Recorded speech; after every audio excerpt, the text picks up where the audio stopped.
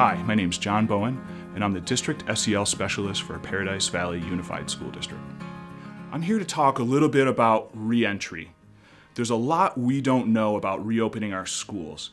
Time will tell. We'll learn more about it, but there's some themes that I've really been thinking about when we kind of consider how we're going to get our kids back on track. One theme, and it's a big one, is to make our kids feel safe and that they have a predictable school environment. The second theme is the importance of building relationships and connections.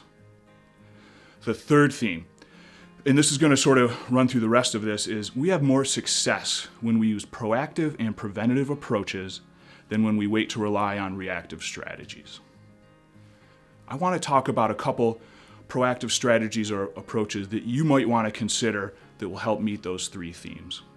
One is to plan proactively for your classroom and your school environment. How are we going to maintain distancing for our different instructional activities? Think about how we can avoid choke points in the classroom. At the best of times, students might have difficulty when we funnel them too close to each other, whether that be for transitions within the classroom, retrieving materials, or other activities. Thinking about your school, how do we avoid overcrowding during passing periods or in any non-classroom environments? In the classroom, I would think about using some visual prompts for space boundaries. This might look like masking tape on the floor, maybe to mask off where a student's desk should be, while they sort of learn these new rules about distancing. You might use tape on the floor when we start lining up, right? Because we're going to need a little more distancing. Those visual prompts can help teach our kids so they learn that a little bit quicker. A really important thing that I would think about, especially if you're teaching at the younger grades, is to create a safe space within your classroom. A safe space is not timeout. A safe space is where a child can choose to withdraw, to calm, kind of regulate, and then rejoin the activities. If you're going to use a safe space, make sure that you proactively teach how and when you can access it. If at all possible, join your student in that safe space, especially the first few times. Prompt them, help them regulate so they can get back to class. It's also going to be important that you proactively teach those calming or those regulation strategies. Teach them to your whole class. You may need to prompt them at different times, but then in your safe space, have some prompts so kids know, oh, that's the breathing strategy I can use. So the next really important positive practice that I'm going to really heavily emphasize this is to proactively build relationships and connections. If possible, try to reach out to families before school starts. Try to keep those family connections going in a positive manner, especially for at-risk students. Learn about your students ahead of time if possible. What do they like? What are their strengths? What are some of their individual needs? Talk to former teachers, support staff. Have that conversation when you reach out to families.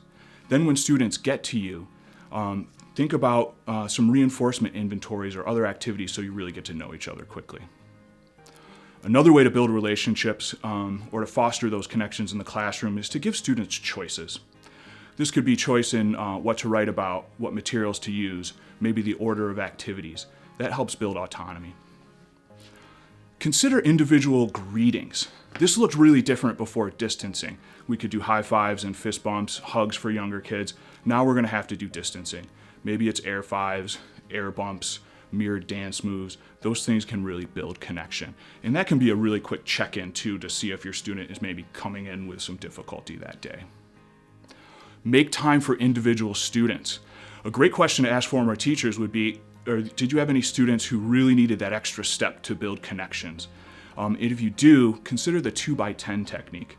Very simple. For 2 minutes a day over 10 school days, you let that student drive the conversation. And they found there's some evidence base that that's really helpful in repairing relationships or building relationships. My personal experience over the past few years, helping school teams with individual students who are really struggling. When teachers and other school staff conceptualize that difficulty is just a need to build relationships with that student, and they invested the time and they had the patience, once a relationship was formed, a lot of those students had great success. It was phenomenal. So another positive practice, and really to get us towards that safe and predictability. Teach, model, practice, and reinforce all of your existing behavior expectations and routines. Help reestablish that sense of safety. We always sort of reteach, right, when we start every school year, a lot of times after breaks of instruction. Well, now these students have had a really long break of instruction. We're going to have to teach the basics, and we're going to have to spend more time practicing the basics. When we do those basics, that practice, that's a way for students to experience easy success early. Before we get into teaching more difficult things, let's get walking in a line down. Also think about teaching transition or attention signals. This will help that orderly, predictable classroom come to be. Again, and post your expectations. Post any steps to routines. If you're teaching hand washing, either visually or with language, post those expectations over the sink.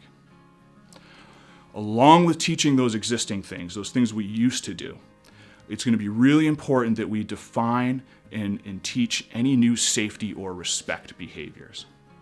You're going to need to look to your school and your district for what the guidance will be for these new behaviors, but be ready.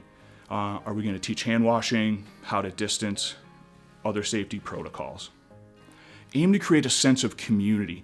What are we all going to do in this classroom or this school so we all feel safe and show each other respect? Also, with possibly new activities, think about planning some breaks in your day. Intersperse some calming or centering activities, mindful minutes, movement breaks, these sort of things. This may really help students stay on task in between those activities, help them stay regulated. Also thinking about new behaviors. For individual students, watch out for patterns. If you see where students are starting to use their challenging behavior to access attention from you or peers, or to escape from unwanted tasks or unwanted interactions, think about teaching them some alternatives and then prompt them when you see the need. That could be as simple as asking for help or how to access the safe space. Use high rates of acknowledgement and reinforcement. Consider using pre-correction and prompting strategies.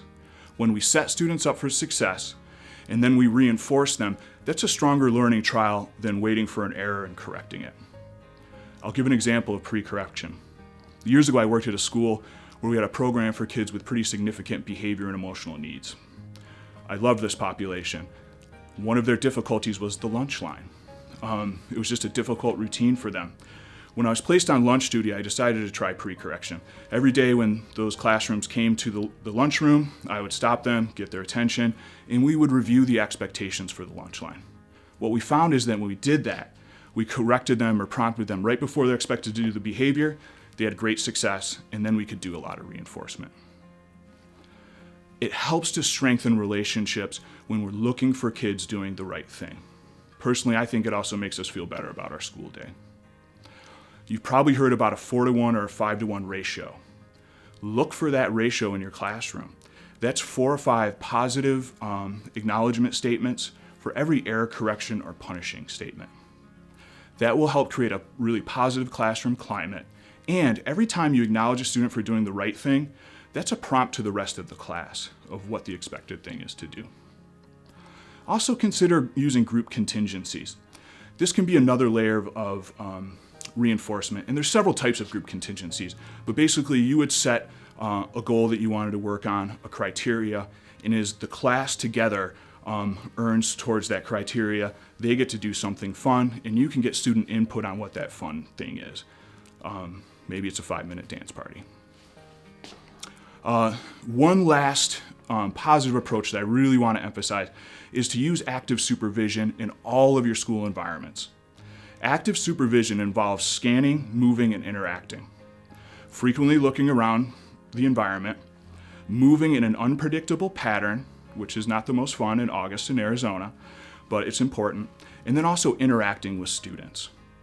When we're scanning and we're moving, this prevents problem behavior. Kids know they're being supervised. That scanning and moving allows us to interact, and that interaction allows us to build relationships. It also helps us identify students who might need some extra support. That might be support in the moment, some problem solving or help regulating, Also, we can then look for patterns. If we see students who are regularly having social difficulties on the playground, how do we refer that student for some more targeted support? In closing, please remember the 3 themes. We want to make our students feel safe. We want to make them feel connected. And we want to proactively work at those things because that's going to be the best bang for our buck. I want to thank you for listening. We have a big challenge ahead of us, but you are part of a giant education community. And if there's one thing I know, we rise to challenges. You got this. Thank you.